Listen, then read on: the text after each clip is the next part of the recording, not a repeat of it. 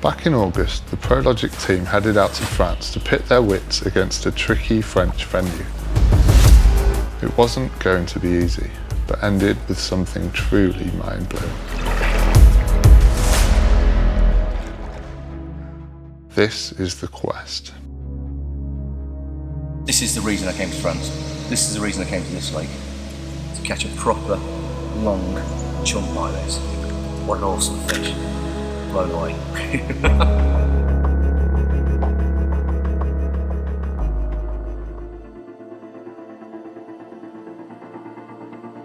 Frank, Ed and Ben travelled together in Frank's van. It was a lovely warm day and they were in good spirits, full of anticipation for the week ahead.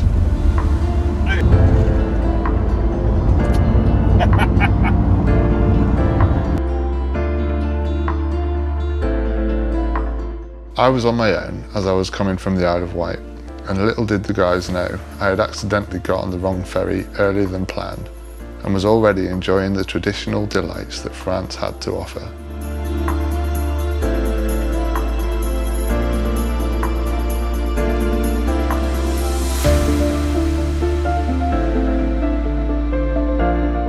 After this first mishap, and then going to the wrong hotel, we finally met up and went out to get food and discuss plans for the week over a few beers.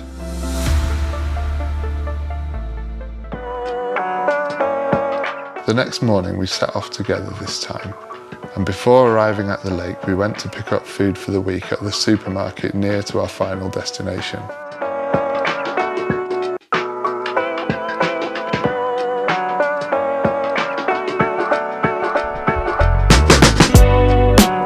We arrived to a warm welcome from the bailiffs, who supplied us with beer and, more importantly, told us what had been happening the previous week on the lake.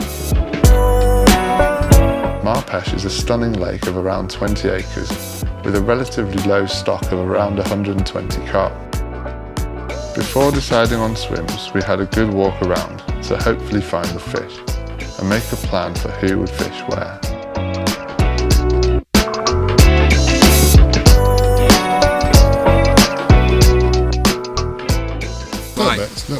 What we're doing is we're looking, and we've had some intel, and one of my mates who's fished it a bit says avoid this swim, but I think it looks fantastic. And I think you've got so many options. You've got the snags, you've got open water, 2 rods either side, and the wind's hacking down. What's not to like about that? Yeah, definitely. It's perfect. I think when your mate fished it, it was all dead weedy out there. Yeah, it was weedy as hell. But now there's and no the fish weed. were locked up in the weed, Yeah. but now they've got no cover. The snags are going to come into play. Yeah, we so. know it, don't we? Yeah, we know it. Yeah.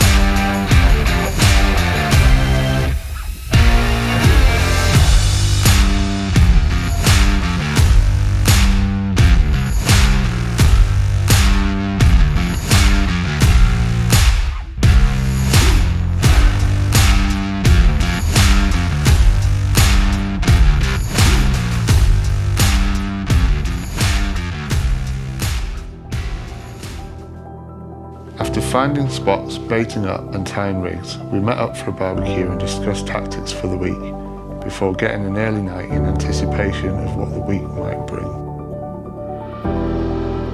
We awoke to a stunning dawn. Just being there was enough, and a quiet night on the rods didn't spoil our appreciation of the truly stunning sunrise.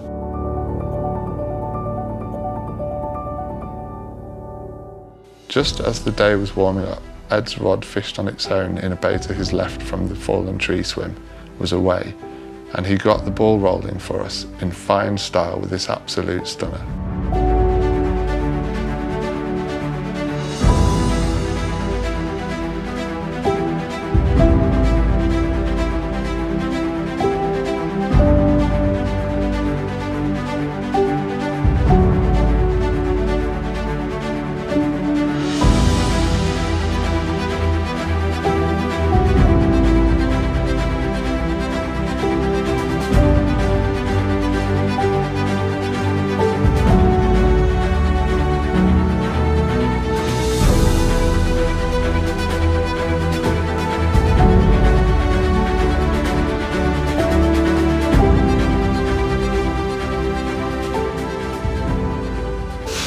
What a way to start our session on Mar Peche. This absolutely scale perfect common. We're at dawn on the first morning, and it was a busy old day yesterday, choosing swims, getting the kit set up, get everything sorted. And this is just reward for all that. You're gonna have to excuse this croaky voice because I seem to have lost my voice somewhere on the ferry. And hopefully it'll come back later in the week, but yeah, all's forgotten about that. Just look at this cracking fish. Happy days. What an awesome looking fish. Let's get her back and I'll talk to you about how I caught this, and we'll see what the rest of the lads are up to. Just so pleased to open my account with such a cracker.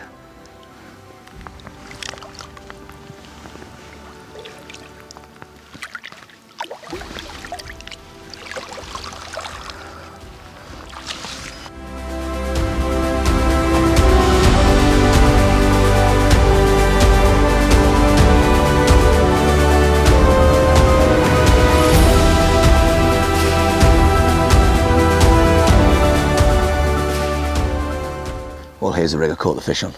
I've just sharpened the hook up a little bit and put a fresh bait on, and this rig can go back out again. It's pretty good to go. The hook's pretty straight, looks quite strong, so I've got no qualms with putting the same rig back out for the fish. The bait I've put on is exactly the same as what I caught the fish on. It's a barrel-shaped essential cell pop-up. Now, quite often I use whites and washed-out baits as hook baits, but after speaking to the bailiffs and speaking to a mate of mine that's fished here quite a bit, he says for some reason they love yellow in here, so I think it's worth a go on one rod. And what I've been doing is I've just been fishing this rod just off the others in this little bay on its own. When I got here I saw two fish showing the bay yesterday afternoon, and I thought it's a good chance for fish. So what I did is I set this up on quite a long rig because I'm not entirely sure of the bottom makeup. The bailiffs reckon there's a little bit of weed starting to grow in this bay. So I've set a rig up that's about 14 inches long, so if it does land in a bit of sort of light weed, it will just settle on top of that. So it's a bit longer what I'd use on a clear spot. And then yesterday as I was getting the other rod sorted, I was keeping an eye on that bay, and I was waiting for another fish to show, but you know, as these things are, I didn't see another fish show in the bay, but I did see a few bubbles coming up. So I quickly ran round, lined the bubbles up from a different angle. I could just about see the dimple still on the surface, probably just over halfway across the bay, probably about 60 yards. So I overcast the spots to about 70, 75, wound it back, brought it back and just dropped it roughly where the bubbles were, and it properly cracked down, which I was really pleased about. So I knew it was fishing right. I've just got a little liner on the left-hand rod there. So yeah, I'm going to put this rod back out now to more or less the same spot and use the same tactics of putting about, I don't know, it wasn't quite half a kilo of boilies to be honest, and I'm using a mixture of hybrid and cell. So I'm going to get this out now, catapult some bait over it, and hopefully there might be another chance for fish on that rod.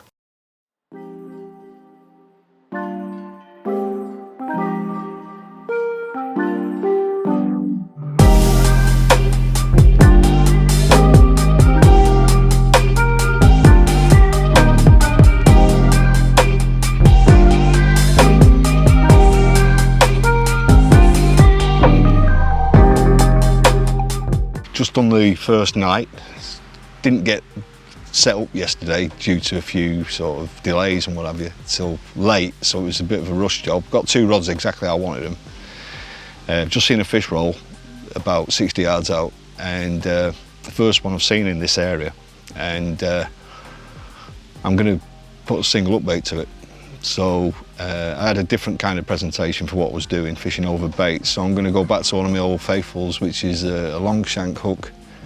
I use a size 5, I've got it here. And one of the interesting things that might be of interest to you, I've used singles, as some of you might know, for a long time. And I've found, from my own personal preference, that orange is my favourite colour for actually getting bites.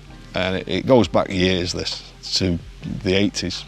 And I do my own range of baits with 5-star baits, and we do a collaboration, and these are the wafters. I mean, they're super bright. I mean, a lot of people go for yellow or white, but I like orange, and I favour it over pink and everything. I mean, it can change, but as a rule of thumb, when I'm starting, I always use the orange ones. So I'm just going to knock a rig up in a minute, and when it's done I'll show you how I use it. Right, so I've just done a basic knotless knot with a long shank on. There's a mate of mine, Lee, from a company called Rigger. It's not a blatant plug, it's just something, he gets these hooks so sharp, it's ridiculous. You've got to wet it. So this will be the blowback. I like using a shrink tube blowback rather than a ring. I think the ring can get messed about a bit and end up down near the eye of the hook and unbalance the rig if it's been spat out by a fish or by a nuisance. So I've got the clear shrink bit there. Get another piece. A little bit short, I think. Yeah, got that. And then just get the. I mean, I've not even shrunk it down yet, but I'll show you how quick it turns. I don't like wafters that are super critically balanced either. I like them to sink quite quick, so they're almost like a free offering. To tease that over there. Right, so just cover the knot. There we go. Right, it's well worth pointing this out. A lot of people just use it like that, like a kicker. I don't think that's good enough. This is better. Make a hole in it there with a baiting needle. It's the old Jim Gibbinson liner. It's a bit old hat now, but my God, I've had some fish on this. I've had thousands of fish on it. I've not shrunk it down yet, but it's the speed. It sits looking for a grip, basically. You can see that? Mm. It's instant and it's like bang. So if it just rests in the fish's mouth, it's virtually, and with the super sharp hook, it's like see you later. If I try and turn it on its back, a lot of people say the palm test doesn't mean anything. Well, I have to differ in opinion with that. I think it does. The very fact that gravity is taking place, even though it's in water, it's a different medium, there's still that drag effect, and that's what I want. I don't want it so it can just, the minute they move the head, it can just fall out of the mouth. Why would I want that? I want it so it's having it. Ah, Jesus Christ, the sharp. It's just ridiculous. Why wouldn't you want it like that? Yeah.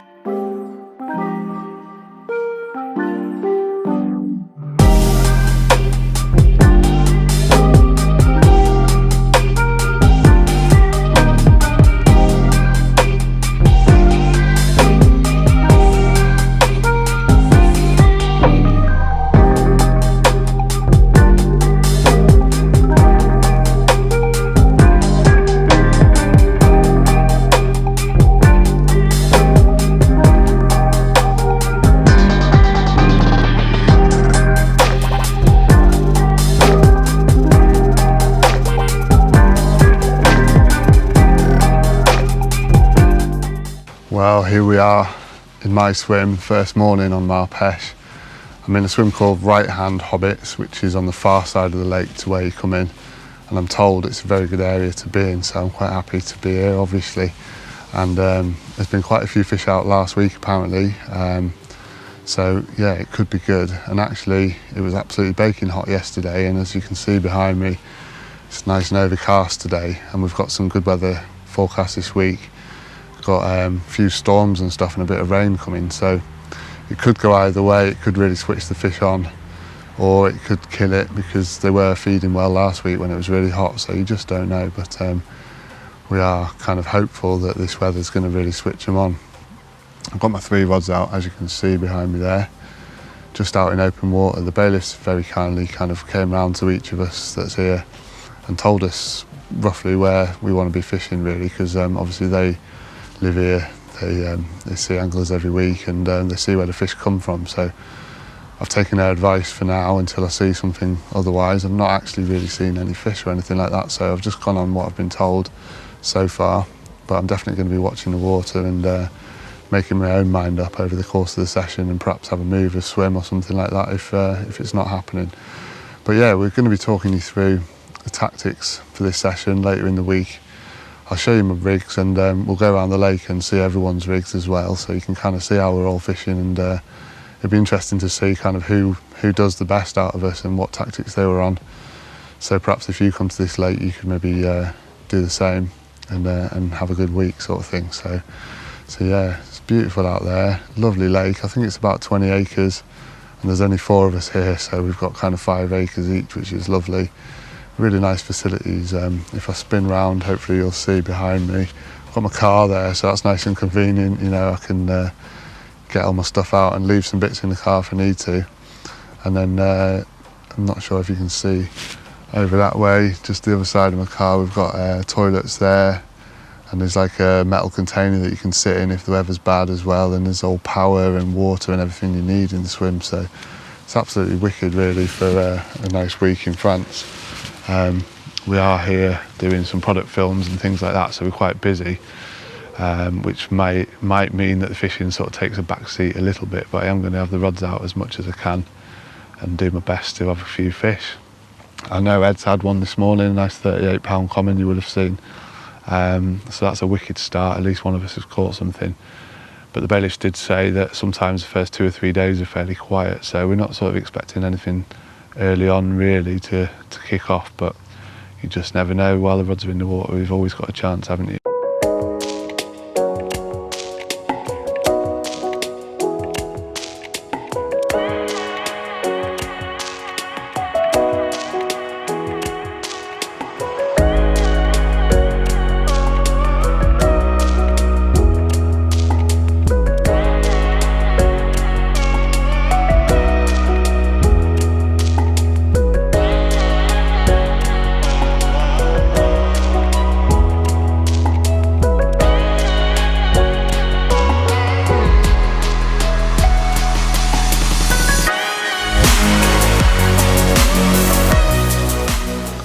Well, everything was a bit of a rush last night, getting the rods out and get everything settled before dark. So I put a rig out that I'd had pre-tied up. I've got quite a lot of pre-tied rigs in my rig box here. But the situation suited something just a little bit differently. So what I've got, my right hand rod and my middle rod are out there at about 100 and something yards, near a bar.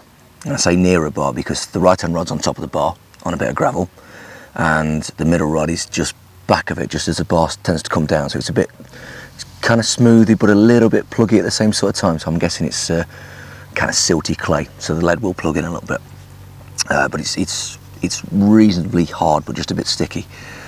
So I've tied up a new rig, and because it's a little bit pluggy in places, I've gone a little bit longer than normal. I've gone to 10 inches.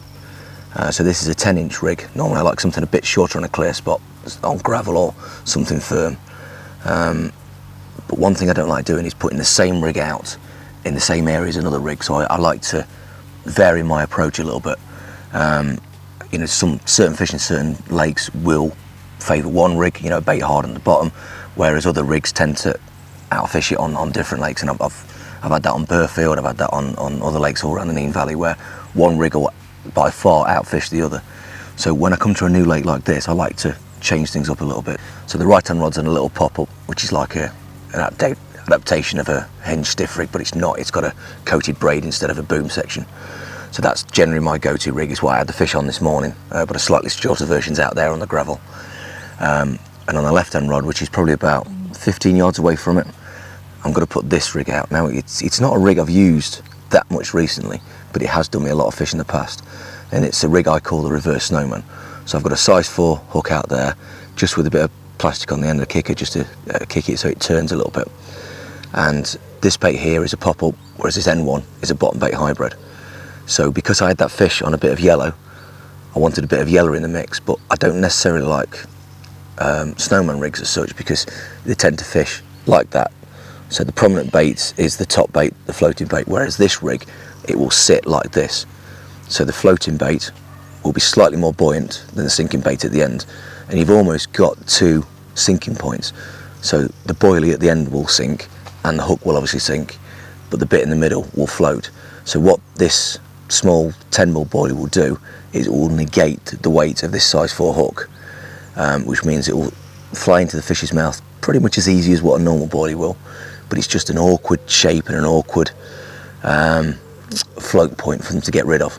So I'm going to give this one a go on that slightly silty, slightly clay, sticky area, and see if this makes a difference. And you never know, over the course of a week, this rig may fish, the other one may not, but I'll chop and change as the week goes on, just to, if one rod's going and the other one isn't. But like I say, I always like to try different rigs in similar situations to cater for different fish that feed in different ways. So I'm going to glug this one up now, because I've air dried it for overnight really. I'm going to glug it up and put it in this glug, and the glug's got like a hardening agent in, which should harden it off a little bit. I don't necessarily like hard hookers as such, because they can sit in my tackle box for ages. Like I said, I don't use this rig very often, so I'll just glug this up for the next 4 or 5 hours till I reach up the rod in the afternoon, and by then it should be nice and firm. And if there's any crayfish kicking around or any nuisance fish, that bait should be firm enough to stay on the hair. So that's another tactic I'm going to use. So we'll see what works. That night, the weather really changed, with thunder and lightning and heavy rain coming in. We decided to have dinner in the container behind my swim. We enjoyed a few drinks and carpy tails whilst tucking into some lovely French food. The next morning was equally tranquil to the first, but again the rods were quiet. We were told the fish didn't often get caught at night, so we waited in anticipation to see what the morning would bring.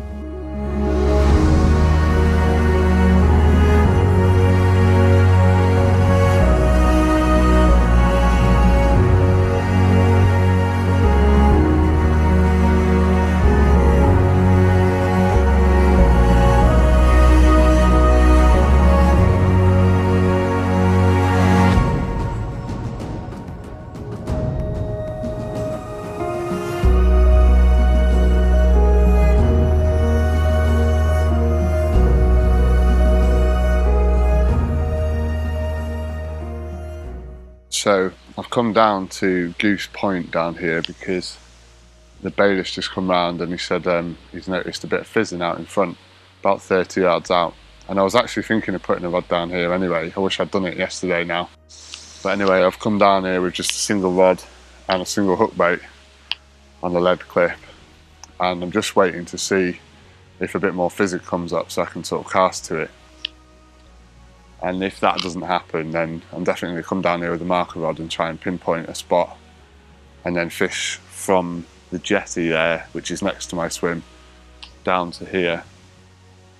And hopefully, like tomorrow morning, the fish will come back if I put a little bit of bait there, and I might have a chance tomorrow morning. But for now, I'm going to be watching for a bit of fizzing, casting to it, and then I'm going to give it a couple of hours down here just to see if I can nick one this morning before it gets too hot.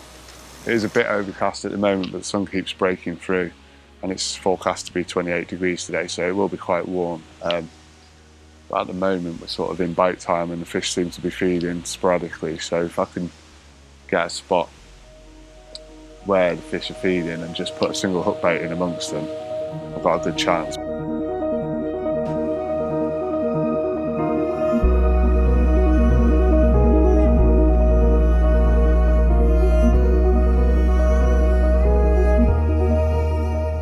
Unfortunately, my efforts didn't pay off, and the weather turned for the worse, so I decided to leave the spot alone until later that day, when I could fish it properly from my platform.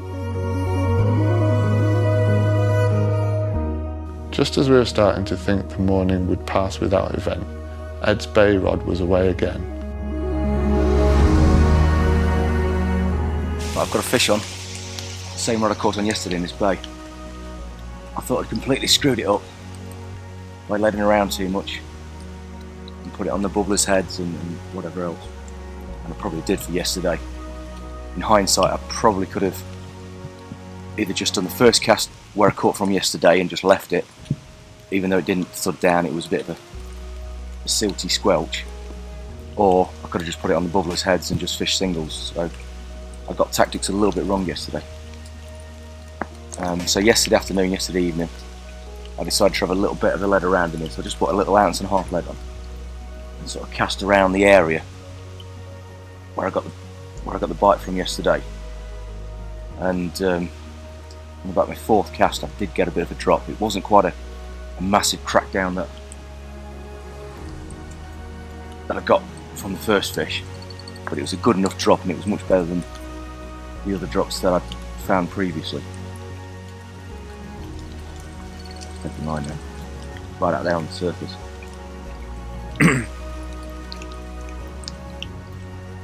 So I had a little lead around, found the spot, clipped up and dropped it, and I got a decent drop on this rod, and then put, I don't know, half a kilo of bait over the top, I suppose. It's just gone now, and it's probably what time is it, 9:30, 10 o'clock in the morning, but this weather looks spot on. It's just started raining, wind started pushing in here. I've got a fish on, but I just need to get the waders on to get out there, because I've got to go to a shallow shelf just in front of him. He's fighting quite well. I've got a little bit of weed on the line, but it's kited through a weed though.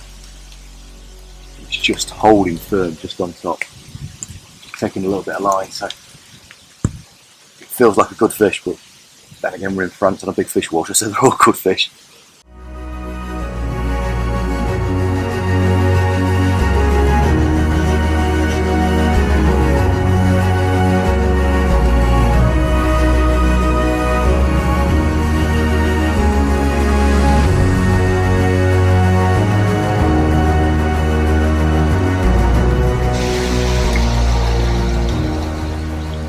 This is really grating. Just hoping it's weed and not around anything too substantial.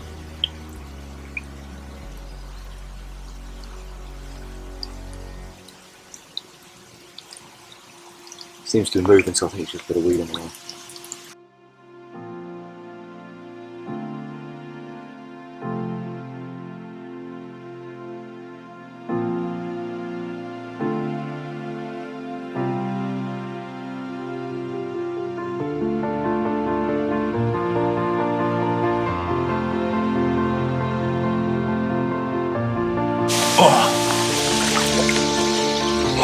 Got him!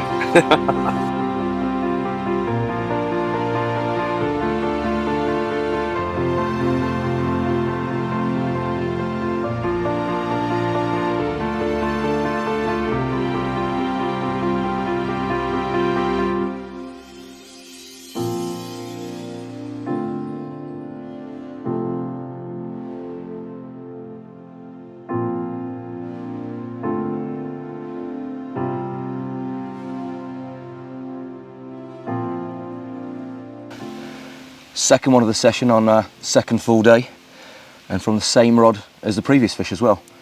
Little essential cell pop-up, bright yellow bait. Whether that makes a difference or not, I don't know, but from what I'm told, that yellow does tend to make the difference here. He weighed in at 32.12, but just look at the size of these fins. I don't know if the camera's picking it up, but the pecs on this fish are absolutely huge, and he's a bit of a fighter. I doubt he's got a name at this sort of size in a lake like this, but if he has, it should be big pecs. He's absolutely solid male. There's not an ounce of fat on him, and that's why I put up such a great scrap. So I'm very happy with this one. It proves that they're still in that bay. It proves that the tactics are working, and hopefully this will lead to a few more. Maybe one a little bit bigger. Let's let him go, he's a bit lively.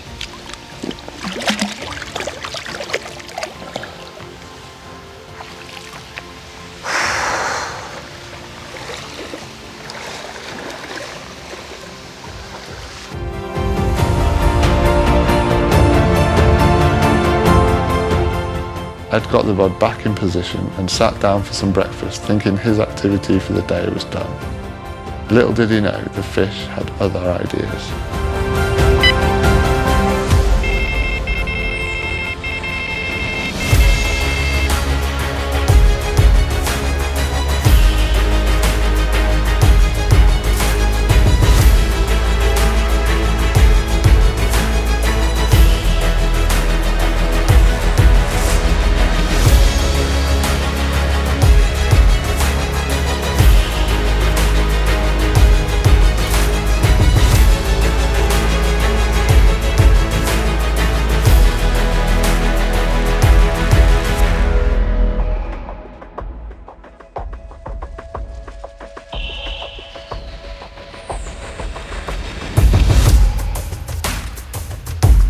Yes, come on.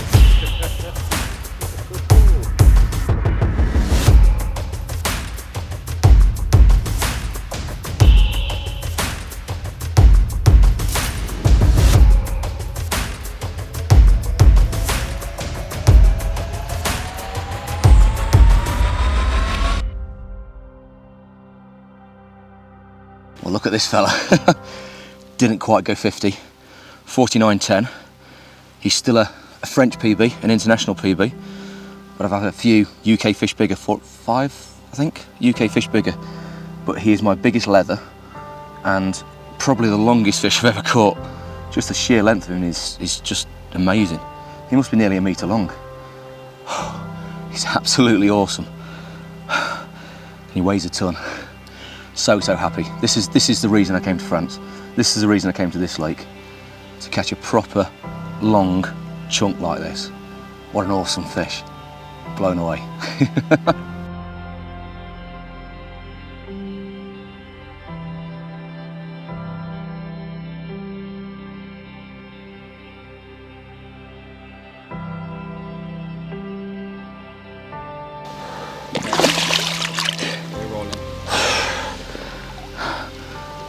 So made up with this, even though he has just given me a soaking.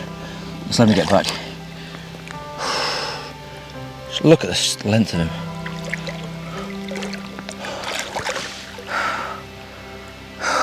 Yes.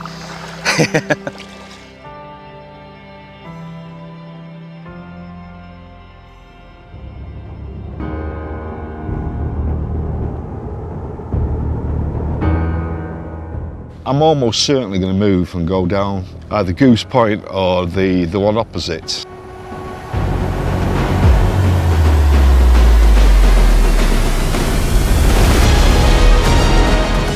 I think you're going to be shocked. What's the biggest fish you've seen on the bank, boy? 64. How big? 64. Oh, well, you might see something a bit bigger now. I'm lost for words, actually. Oh wow, look at that. Magnificent creature. I'm going to dedicate this to the memory of my mother-in-law who passed away last night, Rita. So here's to Rita. Lots of love.